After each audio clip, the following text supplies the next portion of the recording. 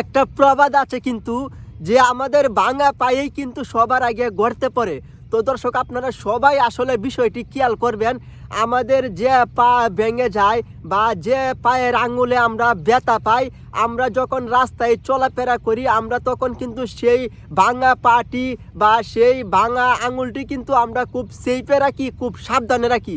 কিন্তু আমরা যখন কোনো কিছুতে উষ্টা খাই, কোনো কিছুতে আমরা ব্যথা পাই, তখন কিন্তু আসলে আমরা সেই ভাঙা পায়ে বা সেই ভাঙা আঙুলেই কিন্তু সবার আগে আমরা ব্যথাটি পাই। তো দর্শক, বাংলাদেশে এলপিজি গ্যাস সিলিন্ডারের আমদানিতে বিভিন্ন কারণে বিভিন্ন সংকট, বিভিন্ন মহামারী দেখা দিয়েছে, যার কারণে পকেটে টাকা থাকা সত্ত্বেও কিন্তু এলপিজি গ্যাস সিলিন্ডার পাওয়া যাচ্ছে না। এরপরে দেখেন আপনারা, বিপদ যখন আসে তখন কিন্তু এমনিতেই আসে। তো আমাদের বাংলাদেশের প্রাকৃতিক সম্পদ গ্যাস, আমাদের বাংলাদেশের গ্যাসের খনি থাকা সত্ত্বেও বাংলাদেশের রাজধানী ঢাকা শহরে বাংলাদেশের বিভিন্ন জায়গায় কিন্তু গ্যাস লাইনেও মহামারী দেখা দিয়েছে।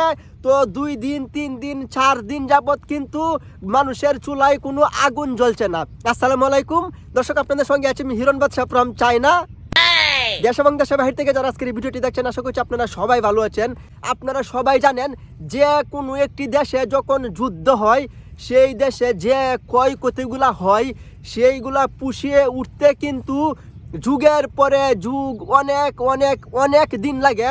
আর আপনারা জানেন বাংলাদেশে ইতিপূর্বে কিন্তু জুলাই গণ অভ্যুত্থানে তো আমাদের দেশের অভ্যন্তরীণ যে একটা সংঘর্ষ হয়েছে, যে একটা যুদ্ধ হয়েছে, তা কিন্তু বাহিরের কোনো দেশের সাথে আমাদের দেশের যুদ্ধের চেয়ে কোনো কথাই কম নয়। তো আপনারা দেখেছেন জুলাই গণ অভ্যুত্থানের পরে যখন দেশ আবার নতুন করে স্বাধীন হলো, এরপরে আপনারা দেখেছেন বিভিন্ন পরিস্থিতিতে, বিভিন্ন ক্ষেত্রে বিভিন্ন রকমের ক্ষতি হয়েছে, বিভিন্ন সংকট দেখা দিয়েছে, যেগুলা থেকে আসলে পুষিয়ে উঠতে আমাদেরও অনেক অনেক অনেক দীর্ঘ সময় লাগবে। তো আপনারা জানেন আমাদের বাংলাদেশের প্রধান অর্থনৈতিক উৎস ছিল হচ্ছে আমাদের পোশাক শিল্প। আর জুলাই গণ অভ্যুত্থানের পরে দেশের এমন পরিস্থিতি হয়েছে, তো পুরা বাংলাদেশে প্রায় 1000+ গার্মেন্টস কিন্তু বন্ধ হয়ে গেছে। আপনারা নিজেই চিন্তা করেন আমরা কতটুক অর্থনৈতিক সংকটে পড়েছি। তো আমাদের দেশের সাথে বহির্বিশ্বের যে একটা যোগাযোগ ব্যবস্থা ছিল, তা আসলে কতটা ফাটল ধরেছে। তো যেহেতু বাংলাদেশে 1000+ গার্মেন্টস প্রতিষ্ঠান বন্ধ হয়ে গেছে, তো বিভিন্ন শিল্পপতিদের মনে একটা ভয় আতঙ্ক ঢুকে গেছে।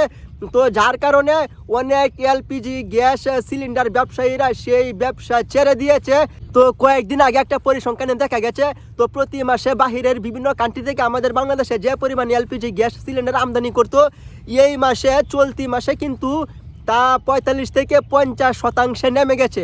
এখন আপনারা চিন্তা করেন এলপিজি গ্যাস সিলিন্ডার কি পরিমাণে আমাদের দেশে আসার কথা ছিল আর কি পরিমাণে প্রবেশ করেছে। এরপরে হচ্ছে সরকার যেহেতু নতুন বছরে ঘোষণা করেছিল এলপিজি গ্যাস সিলিন্ডারের একটা নির্দিষ্ট দামের বিষয়ে, সরকার একটা নির্দিষ্ট দাম যখন এলপিজি গ্যাস সিলিন্ডারের করেছিল, কিন্তু এলপিজি গ্যাস সিলিন্ডারের ব্যবসায়ী যারা বাহিরের কান্ট্রি থেকে এই এলপিজি গ্যাস সিলিন্ডার আমদানি করতে, তাদের যে পরিবহন ভাড়া, ট্যাক্স সব কিছু মিলাইয়া তাদের পোষাইতে ছিল না। যার কারণে তারা কিন্তু মাত্র 1 দিনের জন্য প্রথমে এলপিজি গ্যাস সিলিন্ডার কিন্তু বিক্রি বন্ধ ঘোষণা করেছিল। এরপরে কিন্তু সরকারের বিভিন্ন লোকজনের সাথে বসে সেই বিষয়টা একটা সমঝোতায় আসলেও, এই যে আমাদের বাংলাদেশে বিভিন্ন সিন্ডিকেট আছে, বিভিন্ন দালাল আছে, এমনকি 1400 টাকার এলপিজি গ্যাস সিলিন্ডার এখন বর্তমানে আমাদের কিনতে 2000 টাকা প্লাস লাগতেছে। এমনকি কোনো কোনো জায়গায় 2000 টাকা দিয়েও কিন্তু এলপিজি গ্যাস সিলিন্ডার পাওয়া যাচ্ছে না। তো এমনিতেই তো আমরা এলপিজি গ্যাস সিলিন্ডার নিয়ে খুবই সংকটময়, খুবই মহামারী অবস্থায় আছি। এরপরে আপনারা চিন্তা করেন বিপদ যখন আসে তখন কিন্তু একসাথেই আসে সবগুলা। বাংলাদেশের রাজধানী ঢাকা শহরে বিভিন্ন জায়গায় কিন্তু তো গ্যাস লাইনেরও আসলে সংকট দেখা দিয়েছে। 2 দিন 3 দিন ধরে কিন্তু গ্যাস লাইনে কোনো আগুন জ্বলছে না, কোনো গ্যাস খুঁজে পাওয়া যাচ্ছে না। রাত্রের 2টা 3টা 4টা কোনো সময়ে কোনো গ্যাস খুঁজে পাওয়া যাচ্ছে না। তো মানুষ কিন্তু যারা গ্যাস লাইন ব্যবহার করে রান্না বাড়া করতো, তারাও কিন্তু এখন বর্তমানে গ্যাস পাচ্ছে না, রান্না করতে পারতেছে না। তো বাংলাদেশের গ্যাসের যারা দায়িত্বে আছে তো তারা জানিয়েছে ইদানিং বাংলাদেশের বিভিন্ন গুরুত্বপূর্ণ কিছু পয়েন্টে আসলে গ্যাস লাইনের বিভিন্ন রকমের ত্রুটি দেখা দিয়েছে। আসলে কিন্তু বাস্তবেও তাই, আমরা ইদানিং কিছু ভিডিও দেখেছি গ্যাস লাইন আসলে খুবই গুরুত্বপূর্ণ একটা লাইন।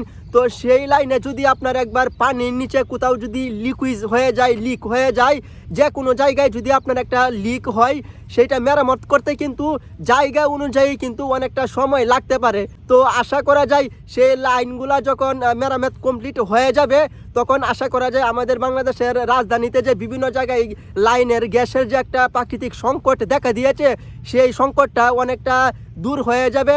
তো সেই সংকটটা অনেকটা কাটিয়ে উঠা যাবে। এখন কথা হচ্ছে এলপিজি গ্যাস সিলিন্ডারের এই যে একটা সংকট মহামারী দেখা দিয়েছে তা কি সমাধান হবে?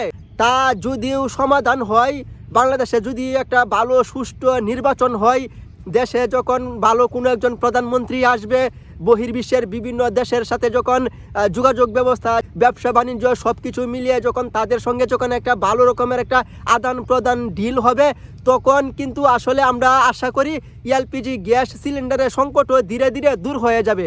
তো দর্শক, আমি ছোট মানুষ, ক্ষুদ্র মানুষ, আমার ক্ষুদ্র জ্ঞানের আলোকে আমি যতটুকু জানি আপনাদেরকে বোঝানোর চেষ্টা করেছি। তো দর্শক, আমার কথায় যদি কোনো ভুল ত্রুটি হয়ে থাকে সকলেই ক্ষমা সুন্দর দৃষ্টিতে দেখবেন। তো আজকের মতো আপনাদের কাছ থেকে বিদায় নিচ্ছি, আমি মোহাম্মদ হিরণ বাদশা। দেখা হবে নতুন কোনো ভিডিওতে। ততক্ষণে সবাই ভালো থাকবেন, সুস্থ থাকবেন, নিরাপদে থাকবেন, আর হ্যাঁ, অন্য কেউ নিরাপদে রাখবেন। আল্লাহ হাফেজ।